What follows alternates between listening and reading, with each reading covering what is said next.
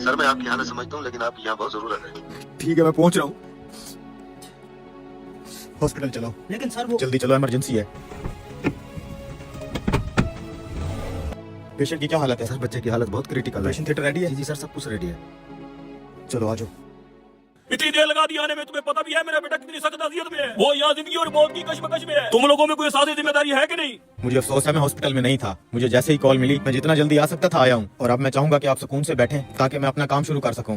मैं सुकून से बैठूं? अगर मेरे बेटे की जगह तुम्हारा बेटा इस हालत में होता, क्या तुम सुकून से बैठते? अगर तुम्हारा अपना बेटा यहाँ मर रहा होता तो तुम क्या करते? हमारी मुकद्दस किताब कहती है कि अल्लाह कादिर और मुतलिक है, हर चीज का मालिक है, गफूर और रहीम है। डॉक्टर किसी को जिंदगी नहीं देता और ना ही किसी की उम्र बढ़ा सकता है। आप आराम से बैठें और अपने बेटे के लिए दुआ करें। हम आपके बेटे को बचाने की पूरी कोशिश करेंगे। बस इनकी नसीहतें सुन लो, चाहे उनकी जरूरत हो न हो। सर आपने इसकी बदतमीजी का जवाब क्यों नहीं दिया? वो परेशान है बेचारा, तुम बस जल्दी से हर चीज रेडी करो। जी सर रेडी है।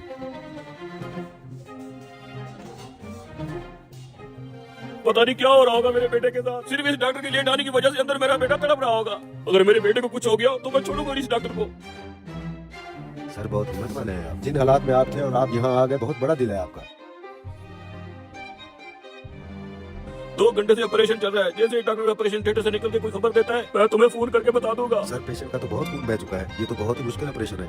मैं पूरी कोशिश कर रहा हूँ, अल्लाह के हुक्म से ये बिल्कुल ठीक हो जाएगा। बस तुम लोग दुआ करते रहो। आपका बेटा अब खतरे से बाहर है। अगर मजीद कोई सवाल हो तो इन डॉक्टर साहब से पूछ लीजिएगा। देखो इसे, कितना मगरूर है ये आदमी। एक लम्हे के लिए नहीं रुका कि मैं अपने बेटे की हालत के बारे में पूछ लेता। बस करो भाई, कल डॉक्टर साहब का बेटा ट्रैफिक हादसे का शिकार होकर फोत हो गया था। जब डॉक्टर साहब को हमने तुम्हारे बेटे की खबर दी तो वो अपने बेटे की तदफीन की तैयारी कर रहे थे। अब जबकि उन्होंने आपके बेटे की जान बचाने का फर्ज अदा कर लिया है, तो अपने बेटे की तदफीन के लिए चले गए हैं। कभी किसी पर बेजा तनकीद ना करो, क्योंकि तुम नहीं जानते कि दूसरे की जिंदगी कैसी है और वो किन मुश्किलात में मुब्तला है। तुम्हें नहीं पता कि वो तुम्हारे काम आने के लिए कितनी बड़ी कुर्बानी दे के आ रहा है।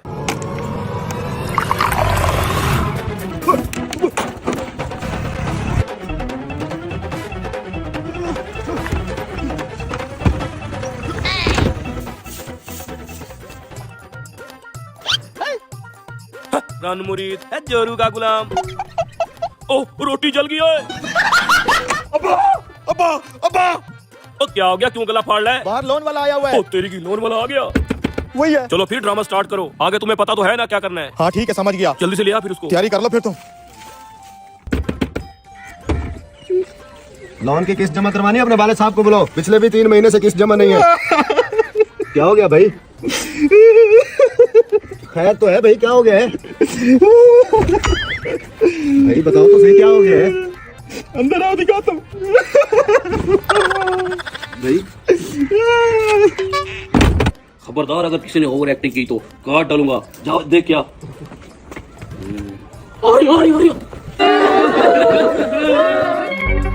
अरे भाई ये सब कैसे हो गया? आपको तो पता ही आजकल कितनी सर्दियां चल रही है। नहाने के शौक चढ़े हुए थे मरहूम को, पहली बाल्टी डालते ही मर। Oh no. चलो भाइयों, देर हो रही है, इसको ले चलो। ये बेचारा तो लोन चुकाने से पहले ही टपक गया। अब क्या होगा? बैंक फोन करके पूछ लेता हूँ। हेलो मैनेजर साहब, वो जिसको 10 लाख रुपया लोन दिया था ना, वो तो आज टपक गया है।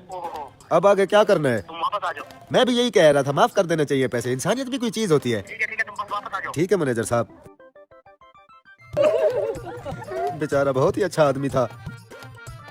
भाई साहब, मैं आपके काम में बराबर का शरीक हूँ, मुझे भी कंधा देने दीजिए। वो लोन वाला चला गया क्या?